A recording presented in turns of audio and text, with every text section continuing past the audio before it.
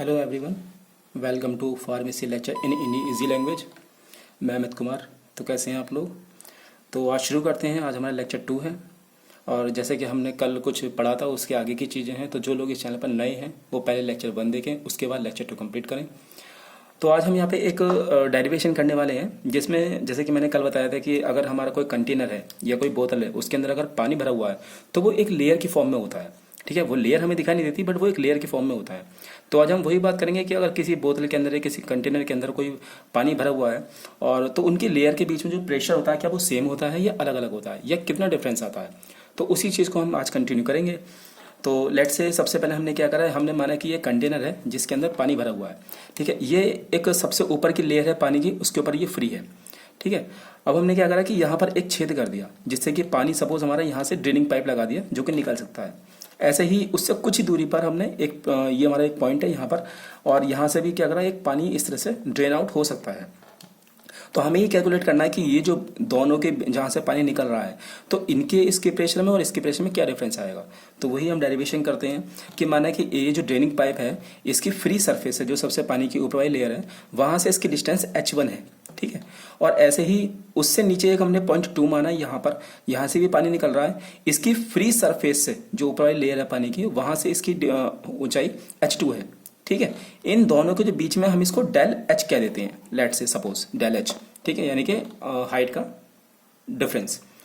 तो कंटिन्यू करते हैं कि जैसे कि हमने कि consider are column of liquid with 2 opening which are at different height h1 and h2। जैसे कि मैं पहले बता चुका हूं कि हमने माना कि 2 पॉइंट हैं जो इसकी ऊंचाई फ्री सरफेस है h1 और h2 है।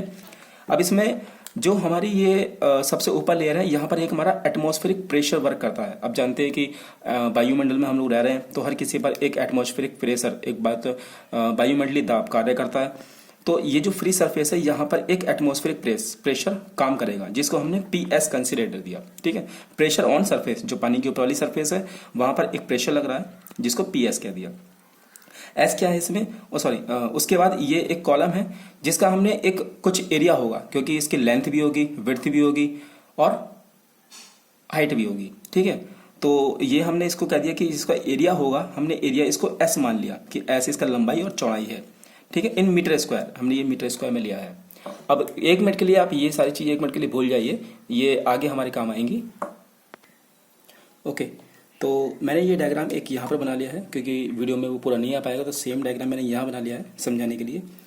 तो हमें करना क्या है कि हमें ये करना है कि पहले P जो 1 पॉइंट है वहाँ पर हमें देखना है कि इसका प्रेशर उस पर कितना पड़ेगा। ठीक है, तो आप यहाँ से देखिए कि जो प्रेशर होगा जो पॉइंट 1 पर, जो यहाँ पर जो प्रेशर वो काउंट होगा, वो क्या होगा कि एक तो P1 पर जो प्रेशर पड़ रहा है, जैसे कि आपने न्यूटन का 3rd लॉ पढ़ा होगा, एक्शन और रिएक्शन, कि किसी चीज़ पर हम जितना दाब डालते हैं और उतना ही दाब वो चीज़ हम पे डालती है। ठीक है, तो प्रेशर के अगर पॉइंट P1 पर हम बात करते हैं तो इस पर एक एटमॉस्फेरिक प्रेशर वर्क कर रहा होगा। ठीक है, सेम इस P1 पर नीचे से एक प्रेशर लग रहा होगा। ठीक है, लेकिन इसके साथ साथ एक और फोर्स लग रहा होगा, वो लग रहा होगा वाटर का। ठीक है, तो हम वही कैलकुलेट करते हैं कि अच्छा इसके लिए एक आपने अब आप यहाँ पर पहुँचिए, आपने एक बचपन में एक फॉर्मूला पढ़ा होगा कि फोर्स बराबर P इंटू ए। ठीक है, या प्रेशर बराबर F इंटू ए, है ना, दाब बराबर बल बटे क्षेत्रफल, ये हमने पढ़ा होगा, है ना, P बराबर F अपन ए। तो यहाँ से हमने क्या करा, F की वैल्यू निकाली, यानी कि F बराबर कितना होगा, P इंटू ए। ठीक है, और एक फॉर्मूला और आपने पढ़ा होगा F बराबर ma, मास इंटू एक्सेलरेशन, द्रव्यमान गुणा त्वरण। तो क्योंकि वो दोनों फोर्स बराबर हैं इसलिए हम क्या करेंगे, इसको हम दोनों को इक्वल रख लेंगे। वो क्यों करेंगे वो अभी आगे आपको पता चलेगा। तो हमने क्या करा, यहाँ से F की वैल्यू P इंटू ए और F बराबर ma, दोनों की वैल्यू हमने सेम रख ली। अब क्योंकि यहाँ पे A जो है वो एरिया है ना, जबकि हमने एरिया क्या माना है, S माना है, तो इसलिए हमने A की जगह S रखा। तो यहाँ पर ये आ गया P into S is equal to M into A, यानी कि प्रेशर इंटू एरिया बराबर मास इंटू एक्सेलरेशन। ठीक है, अब हमने ये क्यों किया, ये इसलिए क्या, क्योंकि जो हमारा P1 पर फोर्स आएगा, ठीक है, तो जो एक एटमॉस्फेरिक प्रेशर वर्क करेगा वो, ठीक है, और प्लस उसके साथ साथ जो एक फोर्स वाटर द्वारा लगेगा, वो जो उनका जो जोड़ होगा वो हमारे P1 के बराबर होगा, जो P1 पर हमारा एक फोर्स लग रहा होगा। ठीक है, तो हमने क्या करा कि P1 इंटू एस, यानी कि जो पॉइंट 1 पर प्रेशर है इंटू उसका एरिया इजिकल टू कितना होगा, पी एस इंटू एस, यानी कि जो हमारा एटमॉस्फेरिक प्रेशर है उसका, और जो क्योंकि ये भी एक एरिया पे वर्क कर रहा है ना, तो उसका एरिया, ठीक है, प्लस यहाँ पे फोर्स है ना, फोर्स हमने क्या करा, फोर्स बराबर एम ए हमने मान के रखा है, ठीक है। तो हमने क्या करा, फोर्स की जगह रख दिया एम ए, ठीक है, फ्रॉम इक्वेशन 2, ये है। अब एक फॉर्मूला और आपने पढ़ा होगा, अच्छा यहाँ क्या है, यहाँ फॉर्मूले आपस में कोरिलेट होते हैं, ठीक है, क्योंकि हमें जिस चीज़ की वैल्यू निकालनी है हमें वो कहीं ना कहीं से हमें निकालनी होती है, तो हम फॉर्मूले क्या होता है, इंटरचेंज कर सकते हैं। जैसे कि यहाँ पर हमने एफ बराबर एम ए लिया, ठीक है, यहाँ पर पी बराबर पी इंटू ए लिया, तो क्यों, क्योंकि हमें इनकी आगे जरूरत पड़ेगी, इसलिए हम क्या फॉर्मूलों को इंटरचेंज कर सकते हैं, बट रहने सेम चाहिए, तो हमने भी सेम किया। अच्छा एक और फॉर्मूला आपने पढ़ा होगा कि घनत्व बराबर मास अपॉन मतलब द्रव्यमान बटे वॉल्यूम, आयतन, ठीक है, तो इसको डेंसिटी को हम रो भी कहते हैं, तो रो बराबर होता है एम अपॉन वी, ठीक है। यहां से हमने इस मास की वैल्यू निकाली, mass is equal to rho into V, यानी कि द्रव्यमान बराबर घनत्व गुणा वॉल्यूम। हम ये कर सकते हैं ना कि रो बराबर एम अपॉन वी, तो अगर हमने मास को यहीं रखा तो रो इंटू वी, ये हमारा आ गया। इस इक्वेशन को हमने इस वाले इक्वेशन में रख दिया m की जगह, ठीक है। तो हमने क्या करा कि p into S is equal to P S, यानी कि जो हमारा एटमॉस्फेरिक प्रेशर है, पी एस इंटू एस जो एरिया है, प्लस m इंटू ए, है ना। अब m की जगह हमने क्या करा, रो इंटू वी रख दिया, ठीक है, रो इंटू वी। अब ये आप मान के चलो कि यहाँ पे हमने रो इंटू वी रख दिया, और ये जो a है ना, ये हमारा एक्सेलरेशन, ठीक है। जैसे कि हमारा जो बाइकों में हम रेस देते हैं तो उसको हम एक्सेलरेशन बोलते हैं, और जी भी क्या है, जी भी हमारा एक्सेलरेशन है, लेकिन फर्क यह है कि ये एक्सेलरेशन ड्यू टू ग्रेविटी है, गुरुत्व के कारण जो हम वो लगाते हैं, ठीक है। तो हमने ए को जी से रिप्लेस कर दिया, क्योंकि यहाँ पे क्या होगा, यहाँ पे ग्रेविटी वर्क करेगी, ठीक है। तो हमने क्या करा कि ए की जगह हमने जी लगा दिया, तो यानी कि रो इंटू जी। अच्छा वी वॉल्यूम क्या होता है, लंबाई गुणा चौड़ाई गुणा ऊंचाई, है ना, यानी कि हम उसको कह सकते हैं एस क्या होता है, लंबाई गुणा चौड़ाई इंटू एच, ये हो गया। तो इस वी को हमने इस फॉर्म में कन्वर्ट कर लिया, क्यों, क्योंकि हमारे पास में h जो है वो एक नहीं है, वो अलग अलग है। अगर एक पॉइंट 1 के लिए बात करेंगे तो h1 आएगा, पॉइंट 2 के लिए बात करेंगे तो h2 आएगा, ठीक है। तो अभी हम क्या कर रहे हैं, पॉइंट 1 के लिए बात कर रहे हैं, तो इसलिए हमने h को क्या करा, h1 मान के चला, ठीक है। अब यहाँ पर क्योंकि s क्या है, s आप देखो कि ये पूरा जो कंटेनर है ये पूरा सेम साइज का है, ठीक है, यानी कि इस पर जो एटमॉस्फेरिक वर्क कर रहा है या P1 पर जो फोर्स प्रेशर लग रहा है उसका जो जिस कंटेनर है वो सेम है, यानी कि एरिया सबका सेम होगा। तो हमने क्या करा कि एरिया से एरिया कट कर दिया, हमने s लेके कॉमन और उसको कट कर दिया। तो P1 पर जो प्रेशर आएगा हमारा, इस पॉइंट पर जो प्रेशर आएगा वो एटमॉस्फेरिक प्रेशर के प्लस जितनी ऊंचाई पर लग रहा है उसके, और रो यानी कि जो इसके अंदर लिक्विड भरा हुआ है, वाटर हो सकता है या कुछ भी हो सकता है, तो उसकी डेंसिटी कितनी है और ग्रेविटी, ठीक है। ये एक सिंपल सा फॉर्मूला आ गया कि P1 is equal to P S plus H1 rho into g, ठीक है।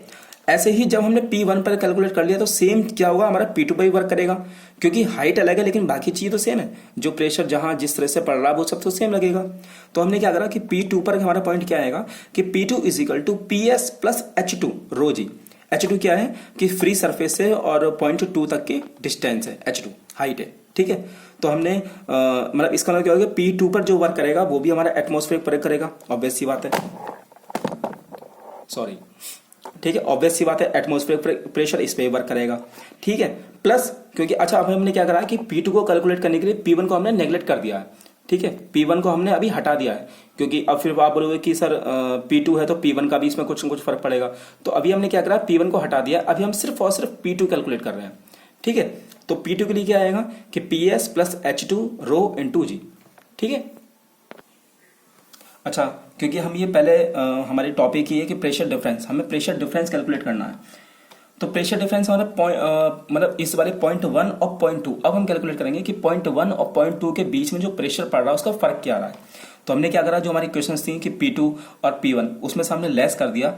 तो अगर हम इस चीज को एक देख कर चलें तो हम देखेंगे कि जो हमारी P1 इक्वेशन थी वो थी पी एस प्लस H1 रो जी, और जो P2 इक्वेशन थी वो थी P S plus H2 rho जी, ठीक है। अब हमने क्या करा कि इस P2 पर प्रेशर ज्यादा होगा, क्यों, क्योंकि जो P2 पॉइंट है हमारा वो क्या है, P2 पॉइंट हमारा नीचे है, ठीक है। जब नीचे है तो ऑब्वियस सी बात है इस पर प्रेशर क्या होगा, ज्यादा बढ़ेगा, क्योंकि एटमॉस्फेरिक प्रेशर प्लस जो इसके बीच में जो लिक्विड है उसका भी तो प्रेशर पड़ेगा ना। तो इसलिए P2 की वैल्यू क्या होगी, P2 की वैल्यू ज्यादा होगी। तो वही हमने यहाँ पे ये कैलकुलेट किया है कि P2 में से हमने P1 घटाया।